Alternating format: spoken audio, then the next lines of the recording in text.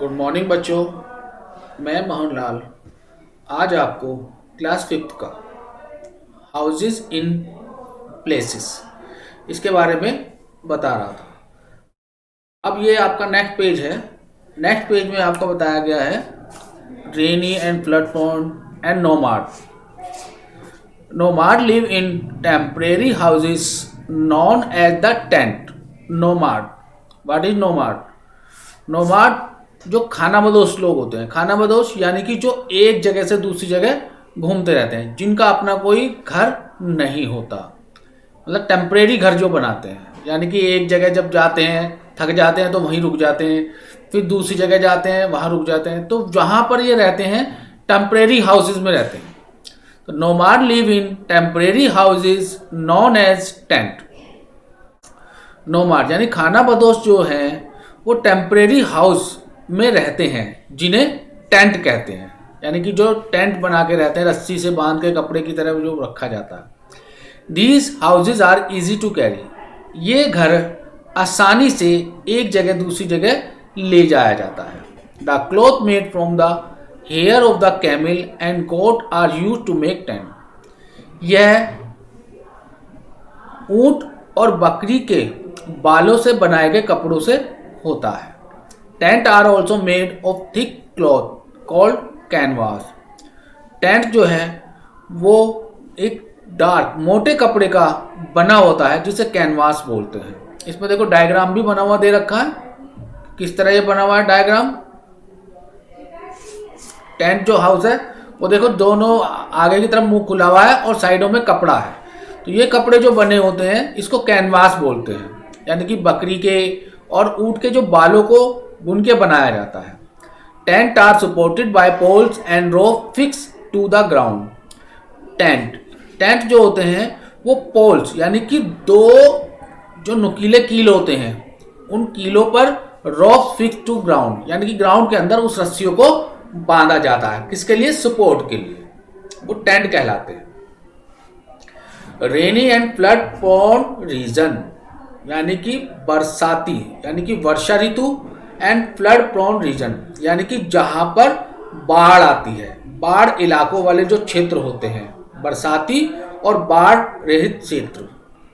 House built on steel are common in area where it rainy heavily. Houses built on steel are common in area where it rain heavily, कि जहां पर बहुत ज़्यादा वर्षा होती है, बहुत ज़्यादा बारिश होती है, ऐसे क्षेत्र में ये घर बनाए जाते हैं। कैसे? स्टील के, यानी कि स्टील के घर बनाए जाते हैं ताकि उन पे पानी का कोई असर ना हो सके। Houses in Assam are built on steel because Assam receive heavy rainfall due to which there are chances of flood. यानी कि असम में जो घर होते हैं बिल्ट इन स्टील, वो स्टील के बने हुए होते हैं, क्योंकि Assam receive heavy rainfall due to which there chances of the flood. क्योंकि असम में बहुत ज़्यादा बारिश होती है, जिसके कारण बाढ़ के बहुत ज़्यादा चांसेस होते हैं। क्योंकि जहाँ पर बारिश के बहुत ज़्यादा होती है तो वहाँ पर इसके चांसेस बहुत ज़्यादा होते हैं इन केसेस ऑफ फ्लड। और इन फ्लड केसेस में, इन बाढ़ के केसेस में, water might get into the houses. जो पानी है वो घरों के अंदर घुस जाता है। If the houses are built on ground level, और इनके घरों में, यदि इनके घरों बने ग्राउंड के लेवल में बने होते हैं तो वो घरों के अंदर घुस जाता है। अगर जो उनके घर जो होते हैं वो जमीन से सतह पे बने हुए होते हैं तो जितना पानी होता है वो उनके घरों के अंदर घुस जाता है। So in order to avoid flooding of house, अतः इसी लेवल से, इसी वजह से ऐसे घरों को अवॉइड किया जाता है। यानी कि ऐसे घरों को नहीं बनाया जाता जो जमीन से लगे हुए होते हैं। क्योंकि जमीन से लगे हुए अगर घर होते हैं तो वो बाढ़ से बिल्कुल ग्रसित हो जाते हैं और सारा पानी उनके घरों में घुस जाता है। So in order to avoid flooding of houses,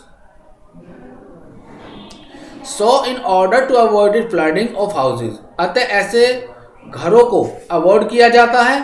houses are built on steel and steel above the ground level, और ऐसे घर जो स्टील पर बने हुए होते हैं, जैसे स्टील से ग्राउंड लेवल से ऊपर की तरफ होते हैं, यानी कि जो घर बने हुए होते हैं वो ग्राउंड लेवल से ऊपर बने होते हैं ताकि इनमें पानी की मात्रा ना जा सके। देखो स्टील हाउस बना हुआ है, ये इसी तरह बना हुआ होता है ताकि पानी इन घरों के अंदर ना पहुंच सकते। ये पानी की सतह से, यानी कि जो जमीन का लेवल है उस लेवल से ऊपर बने हुए हैं ये। ठीक है बच्चों,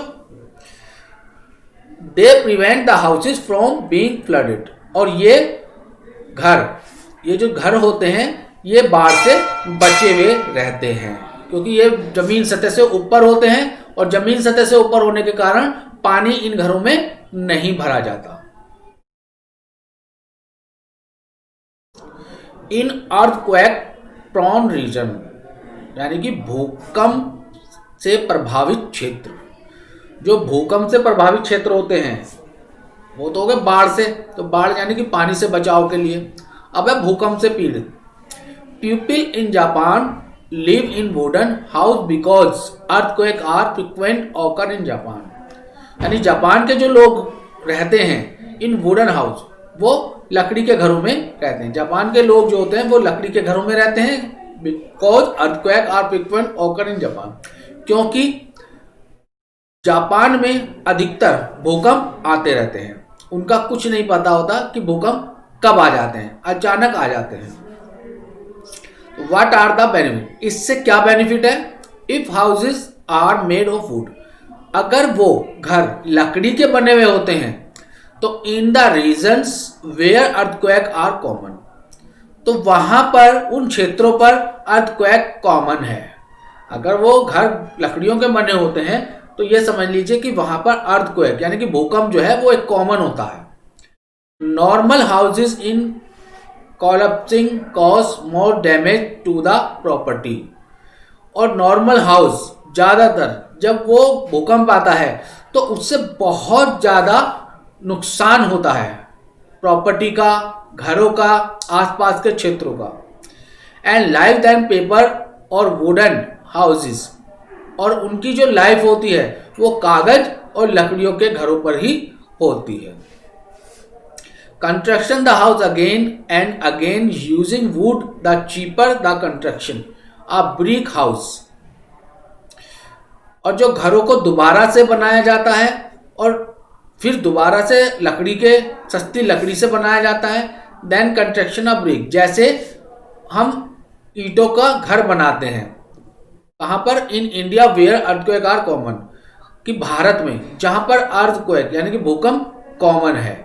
सच as Uttarakhand and Assam most houses are made of wood, जैसे उत्तराखंड और आसाम में ज़्यादातर घर लकड़ी के बने हुए होते हैं। क्यों? क्योंकि वहाँ पर भूकंप और बाढ़ अधिकतर आती रहती है। अगर बाढ़ आती है तो उसके लिए स्टील के होते हैं, और जहाँ पर भूकंप आता है वहाँ पर लकड़ी के ही मकान बनाए जाते हैं ताकि उसमें घरों सुरक्षित रहे। घरों को किसी तरह से नुकसान भी होता है तो कोई दिक्कत नहीं होती है, क्योंकि भूकंप का लकड़ी पर कोई असर नहीं होता, वो आसानी से उसको झेल लेते हैं, ज़्यादा डैमेज नहीं हो पाता। Factor affecting the size of house, जो आकृति के हिसाब से जो घर होते हैं उन पर उस चीज़ का क्या असर पड़ता है।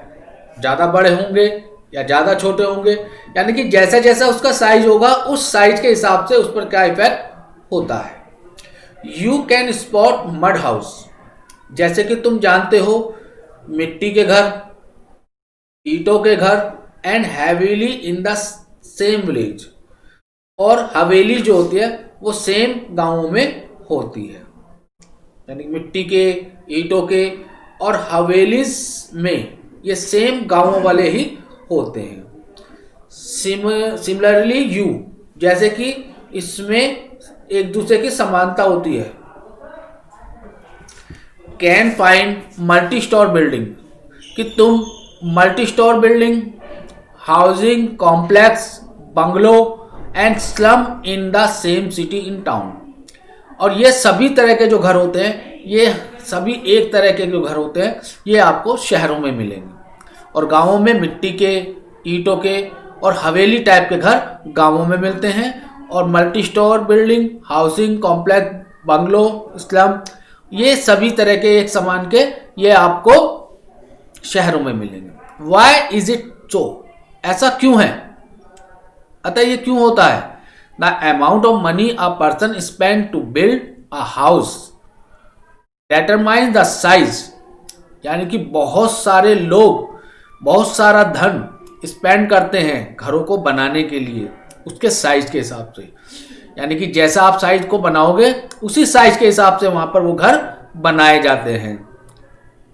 डिजाइन द हाउस, उसी तरह की less money is needed to build small hut, और एक छोटे घरों के लिए बहुत कम धन की आवश्यकता होती है और बड़े घरों के लिए बहुत ज़्यादा अधिक धन की आवश्यकता होती है। But a lot of money is required to make a big house of brick and cement, लेकिन बहुत ज़्यादा धन की आवश्यकता उसी घर में बनाने होती है जो बड़ा होता है और ईंट और सीमेंट का बनाया गया होता है।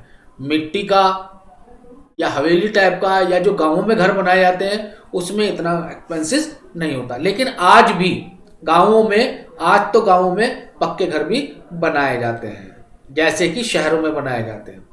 अब गांव और शहरों में कोई ज़्यादा फर्क नहीं रह गया। क्लियर बच्चों? आज मैंने आपको ये लेसन कंप्लीट करा दिया गया है।